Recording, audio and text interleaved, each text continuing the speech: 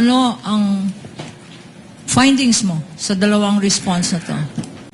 Sa response po kasi nila, they attached the documentary evidence of payments. So nagkaroon po kami ng finding about the various payment of rewards made based on the submitted documentary evidence of payments na naka-attach dun sa response nila in the form of acknowledgement receipts. So based on the acknowledgement receipts na sinamit po, nagkaroon sila ng payment of rewards in cash, in medicine, and in various goods. At lahat po nung kanilang payment of rewards ay walang naka-attach na any document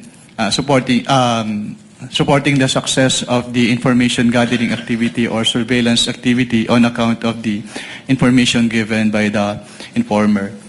And also po, nagkaroon din sila ng various purchases based on the documentary evidence of payments. Meron po silang yung kanilang binili na medicines and various goods which were given as rewards. Yung kanilang binili na supplies, yung binili nila na tables and chairs and desktop printers and computers. Pero yung supporting document lang po nun ay acknowledgement receipt instead of official receipts or sales invoices. And also, with respect to the payment po ng tables and chairs and desktop printers and computers, hindi po nila in-indicate if those purchases were really intended for the confidential operations of the OVP. Sa joint circular na sinabi mong guidelines para sa liquidation report ng Office of the Vice President, bakit sinasabi mo na walang supporting documents itong tables and chairs na binili, itong desktop, itong medicines, itong supplies? Ano ang kailangan mo na supporting document? Actually, since it was ang involved po ay purchases, then those purchases should have been supported with sales invoices and official receipts instead of the acknowledgement receipts lang po. In other words, Mr. Witness, itong acknowledgement receipt, walang kasamang mga resibo. Yes, ma'am. Wala po silang inattached na resibo. Hindi ba confidential yan kung saan drugstore ka bumili ng medicine? Hindi naman po siguro confidential pag kung ang pagbibilhan mo ay mga drugstore. Kasi ang confidential po mismo ay yung paggagamitan, hindi yung pagbibilhan. Magkaibang bagay po kasi yun. Yung mga grocery na binilhan ng mga sari-saring groceries at supplies, hindi ba confidential dapat ang mga pangalan ng grocery na yan? Hindi naman po kailangan maging confidential yung pangalan ng mga groceries. Katulad nga po ng sinabi ko, ang confidential ay yung paggagamitan, hindi yung pagbibilhan. At magkaibang bagay po kasi yun. Yung hardware stores na pinagbilhan ng mga tables and chairs tsaka desktop, hindi ba confidential yung mga pangalan ng mga hardware stores na yan? Hindi rin po necessarily na confidential yung pangalan ng hardwares dahil yun nga po, hindi naman confidential yung pinagbilan kundi yung paggagamitan ng kanilang pondo. Your Honor. At this juncture, Your Honor, may we With the permission of manifest... counsel for the panel of prosecutors. Yes, what is the pleasure of Your the Honor, counsel? may we move to strike out the responses of the witness to those questions as he's not competent and qualified to answer, especially since he is not pointing to any provision of the JC as to his opinion on whether confidential o hindi ang mga pangalan ng mga drugstores, ang mga pangalan ng mga sari-sari stores, Your Honors. I think that is beyond his competence, Your Honor, as an auditor. If I may respond... Unless, Your Honor, he can point to a specific provision in the joint circular. Your Honor, Counsel please... for the panel for prosecutors, Attorney Gapunan may respond before the Your Honor, chairman's ruling. please, Your Honor, first of all, they're asked and answered. Counsel should have timely objected when being asked. 3 times he was asked.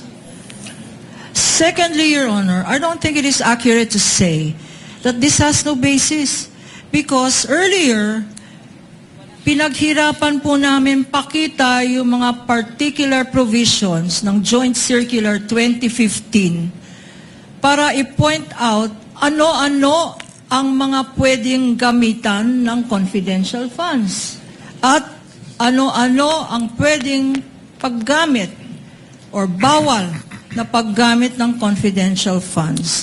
And this witness, Your Honor, based on the circular, did say that whatever activity that is must be related to the physical and financial plans submitted by the Office of the Vice President and or the DepEd. For instance, tables and chairs, what particular surveillance activity or operation or terrorist surveillance are tables and chairs and desktops and medicines and supplies related to? The payment of rewards, Your Honor. Again, this witness cited the particular provision of the joint circular that says the payment of reward should not stop there. It should point, Your Honor, according to the joint circular, it should point to particular documents that would show or point to that activity by which the rewards were deserved, Your Honor. So Chair it's will make very a clear ruling. in the circular, Your Honor. Chair will make a ruling. Asked and answered is correctly pointed out by counsel for the panel of prosecutors. Aside from that, the witness is competent to testify as to how he evaluated the submissions and the response letters given by the Office of the Vice President in relation to the AOMC issued that were all based on JMC number 15-01. Your Honor, yes, I will counsel not be asking for reconsideration, and I will submit to the ruling of the court. I just want to make it of record that when we say asked and answered, Your Honors, I gave leeway to the opposing counsel to ask the question basically because I did not think the question was objectionable. But it is the answer that I'm asking to be stricken out based on the competence of the witness, because there is no provision under the JC that says ano yung sari-sari store ay hindi confidential. But again, Your Honor, I just wanted to put that on the record, but I will abide by the ruling of the Honorable Presiding Duly Officer, noted, Your Honor. counsel for the respondent, and you may note a continuing objection should the counsel for the panel of prosecutors continue with this Thank you, line of Your Honor. questioning. Attorney Thank you, Kapunan, Your you may Honor. proceed. Thank you, Your Honor. At this juncture, Your Honor, may we manifest for the record that in accordance with our request for stipulation, we had presented for stipulation to counsel for the respondent 845 acknowledgement receipts, Your Honor, that would show recipients of the various amounts mentioned in relation to disbursement of confidential funds, their names, what they were spent for, and the dates of receipts, Your Honor. Sadly, counsel for the respondent has refused, despite this being common exhibits for the prosecution and defense, Your Honor, counsel has refused to stipulate. May I repeat that now? We are not stipulating as to the contents, which will be properly identified in part, because we will not present all 845, Your Honor, documents. But may we know from counsel if What he does will counsel for respondent say? attest to its existence,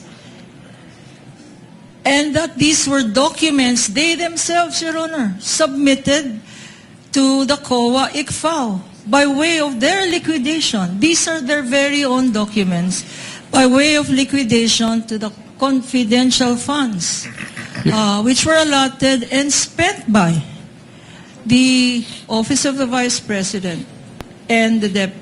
But for the meantime, for the Office of the Vice President, Your Honor, these Attorney po? very same documents are what they submitted to the COA ICFAO, Your Honor. Attorney po? Your Honor, I beg the indulgence of the Honorable Court as well as the distinguished opposing counsel, but we really cannot stipulate on these matters precisely because the insinuation that this was the very documents that the OVP and DepEd submitted to COA is very much in question, Your Honors, because we can easily raise the issue and chain of custody. I'm not saying we will, but that is always on the table. And precisely, Your Honors, although they are labeled as common exhibits, we marked them separately, Your Honor. We did not have markings on the same documents, Your Honor. And that is our position. But again, I beg the indulgence and the patience, Your Honor, of the distinguished opposing counsel and the Honorable Court. Can I Counsel, just, my last manifestation, Your Honor, anent this acknowledgement receipts, Your Honor. You will note from the acknowledgement receipts that these are certified true copies. Certified true copies of receipts submitted to the COA ICFAO, Your Honor. They're not documents from the prosecution. They are documents which this witness, by way of subpoena, duces tecum, and testificandum, produced before this court, Your Honor. So the provenance, the source of these documents, and there is a certification issued by his office, show that there should be no doubt as to where these documents came from. As to their existence, Your Honor, there should be no doubt. May the presiding officer ask, are we talking about the same number of documents to begin with? 847, correct, counsel? 845, Your Honor. 45? Counsel for the respondent? I'm confirming now, Your Honor. Are the common exhibits for both prosecution and respondent 845 documents? Your Honor, the problem here is during the marking, there were inconsistencies with the number of ARs that were presented between each party, Your Honor. And that is why we cannot stipulate on the same. Now, as to the question on whether we have the same number for the fourth quarter, we are still verifying, Your Honor, but I'm afraid I will waste the court's time now if we verify further. Anyway, counsel, Attorney Kapunan, unfortunately, if they are not willing to stipulate, the court cannot twist their hand into so stipulating for whatever reason they may have. So kindly proceed as you intended to. We submit, Mr. Presiding Officer.